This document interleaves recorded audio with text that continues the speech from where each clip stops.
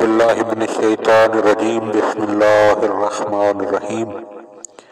جزیرہ خضرہ کے زیر عنوان علامہ مجلسی علیہ رحمہ کی کتاب بحر الانوار کے اردو ترجمے کی 12ویں جلد اور اس کا باب نمبر 31 میں سے امام علیہ السلام کی توقیعات مومنین کی خدمت میں بیان کرنے کا شرف حاصل کیا جا رہا ہے۔ مولا کی بارگاہ میں سوال بھیجا گیا، وداع ماہ رمضان کب ہوگا؟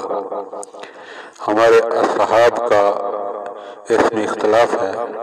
کوئی کہتا ہے کہ دعائے وداع ماہ رمضان کی آخری شب میں پڑھی جائے، کوئی کہتا ہے کہ جب شوال کا چاند نظر آ جائے تو اس وقت پڑھے۔ تو امام علیہ السلام نے جواب میں ارشاد فرمایا، ماہ رمضان کے اعمال اس کی شبوں میں ہوتے ہیں، لہذا وداع ماہ رمضان کی دعا اس کی آخری رات میں ہوگی۔ ہاں اگر ڈر ہے کہ کمی نہ واقع ہو تو آخری 2 راتوں میں پڑھے۔ اللہم صلی علی محمد و آل محمد۔